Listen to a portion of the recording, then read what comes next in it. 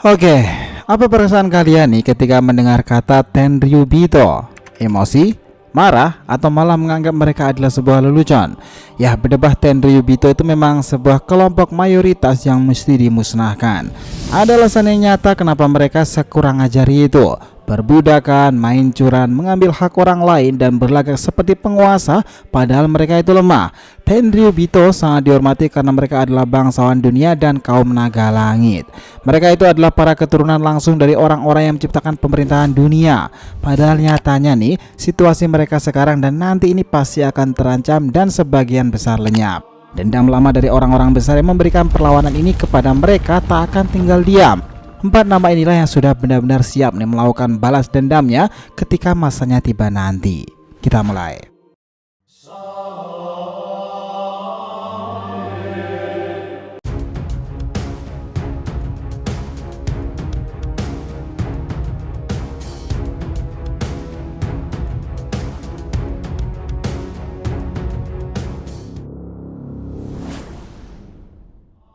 Yo nakama, DRTV Mediatif, welcome back again. Nah, kali ini kita akan bahas mengenai busuknya para berdebah Tenryubito kaum naga langit itu. Oke, biar nggak salah persepsi silahkan simak sampai akhir ya. Jangan lupa klik lonceng subscribe-nya biar nggak ketinggalan informasi lainnya dari DRTV. Follow juga nih Instagram dan TikTok DRTV Mediatif yang berisikan populer konten ASEAN pop culture lainnya. Oke, kita lanjut. Nah, dengarkan ini baik-baik. Naga langit sialan Tenryubito itu mungkin sekelompok yang paling bikin kita gemes nih, menjengkelkan dan sangat ingin kita ajar. Kelakuan mereka yang tak memanusiakan manusia itu adalah sebuah tindakan diskriminasi yang sangat nyata dalam pemerintahan dunia. Mereka seenaknya dalam bertindak dan tak pernah bermoral kepada siapapun. Meski ada Tenryubito bijak seperti hanya Don Quixote Josgard yang menghajar Saint Carlos ketika menyelamatkan Vivi dan Shirahoshi kala itu. Bahkan dia secara langsung meminta maaf kepada Raja Neptune dan ia merasa malu nih sebagai Tenryubito atas sesama rekannya yang seperti sampah itu tentunya. Josgard melakukannya karena dahulu pernah disadarkan dan diselamatkan oleh Ratu Otohime. Dan kini ia akan dengan senang hati dan akan membantu Shirahoshi ketika bersosialisasi di Marijoa. Namun apakah itu saja cukup? Nah, tentu enggak kan. Kejahatan para Tenryubito itu memang melegenda. Mereka bahkan melakukan perbudakan yang sangat nyata.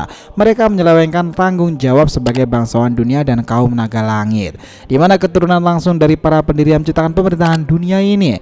Mereka malah merasa berkuasa dan salah terhadap aturannya sendiri. Momen yang paling kita ingat adalah tentang menjadikannya Kuma sebagai budak. Nah, hal ini menumbuhkan dendam kesumat nih amarah besar pada pihak revolusioner. Meskipun Kuma sekarang berhasil diselamatkan dan dibawa ke Kamabaka, tetapi Kuma sendiri kesadarannya itu kayaknya separuhnya hilang. Dan kita tahu pula bakalan ada dampak yang mengancam Tenryubito untuk dilenyapkan sebagian besarnya. Nah, 4 orang ini begitu ingin ikut serta nih membuat berdebah Tenryubito itu benar-benar mendapati hukuman setimpal. Kalian penasaran siapa aja orang itu?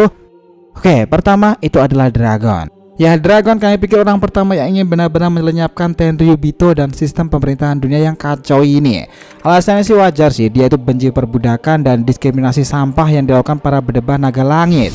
Dia bahkan bersama para pasukannya itu memang sedari dulu merongrong sistem yang mereka anggap sangat busuk ini. Bagi Dragon, mereka itu adalah sekumpulan sampah yang membuat orang kepercayaannya Kuma menjadi budak. Meskipun juga tak menganggap kekuatan mereka itu berbahaya nih, namun orang-orang di balik Tenryubito lah yang berbahaya karena melindungi mereka semuanya. Nah, sebagai simbol besar dari perlawanan kepada pemerintahan dunia dan perebutan kembali Kuma kala itu adalah melakukan serangan di Marijoa hanyalah langkah kecil yang digunakan Dragon kepada para anggotanya. Kelak jika sudah waktunya tiba nih, dia itu pasti akan menjadi bagian terpenting orang yang akan membuat perhitungan dengan pemerintahan dunia secara langsung. Ya, tak hanya Dragon nih dan para pasukannya saja yang benci dan marah dengan mereka. Sabo adalah orang terpenting dalam misi penyelamatan Kuma. Bahkan dia dianggap sekarang ini sebagai the Emperor of the Flame. Nah, kala itu ketika ia melihat bagaimana Kuma dijadikan budak nih, dia begitu marah sampai lepas kendali, ingin menghajar langsung Tenryubito dengan api miliknya yang akan ia hantamkan ke muka para cecenguk itu. Namun Karasu dengan cepat menghentikannya dan membawa mereka bersembunyi dulu. Lihatlah ekspresi kekesalan dan amarah Sabo nih ketika berkali-kali mendengarkan kata Tenryubito.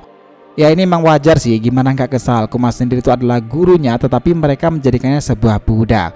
Dan perbudakan itu adalah sebuah tindakan nggak manusiawi bagi seorang yang punya pemikiran manusia.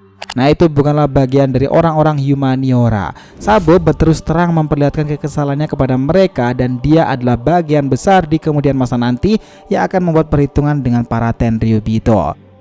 Nah ketiga itu adalah Jewelry Bonnie. Nah sekarang ini juga ramai kabar bahwa divalidasi itu benar bahwa Bonnie itu adalah putri dari Bartolomeo Kuma, anggota revolusioner dan guru Sabo. Ternyata dia adalah keturunannya. Nah pantas saja nih kala itu Bonnie itu yang menyamar itu sangat kaget karena secepat itu ia bertemu dengannya lagi. Nah, Nyonya di sini itu yang dimaksud adalah ayahnya Kuma yang tengah dijadikannya budak oleh Tenryubito sialan itu. Kala itu Bonnie terlihat sangat marah dan melihat situasi itu, bahkan dia terlihat menangis karena pada akhirnya Kuma dijadikan sebuah senjata pula oleh Dr. Vegapunk. Hal ini menjadikan alasan besar kenapa Bonnie itu sekarang berada di kapal Thousand Sunny dan ingin membuat perhitungan dengan Vegapunk. Nah itu adalah momen yang tepat nih ketika chapter 1062 ini dirilis karena mereka akan mendapati jembatan dan jawaban tentang latar belakang Bonnie dan Kuma.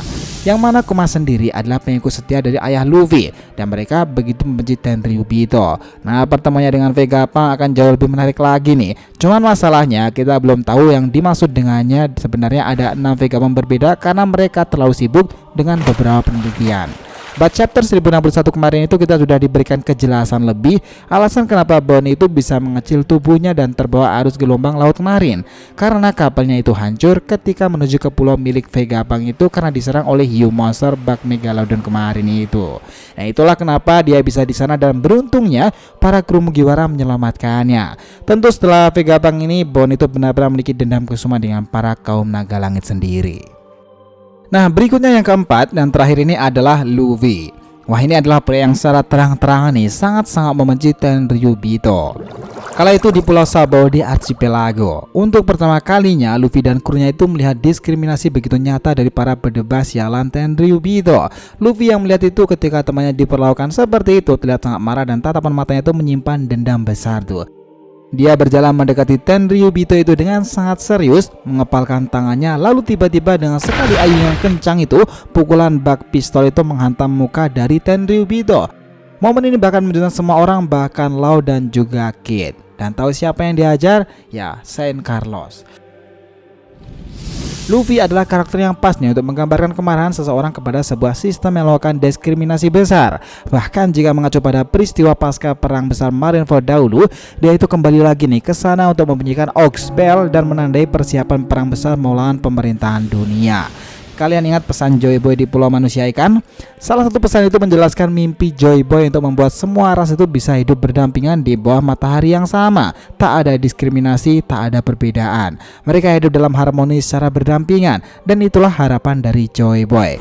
Jika Nika adalah prajurit yang ditakdirkan itu seperti pesan Zunesa ketika melihat kebangkitan Luffy yang disebut sebagai Joy Boy, maka nih keberadaan para ras Tenryubito tentu menjadi gangguan nyata. Karena mereka malah membeda-bedakan tiap ras dan membuat semuanya terlihat menyalahgunakan kekuasaan. Nah, berdebah Tenryubito itu meskipun keluarga bangsawan, tetapi bukan berarti mereka tak mampu untuk dilawan. Meskipun para agen Excalibur CP0 melindungi mereka, selama sistem itu masih sama, diskriminasi dan hal kotor terjadi di sana. Dan 4 orang tadi adalah bentuk perlawanan nyata nih yang harus mereka tunggu beberapa waktu ke depan.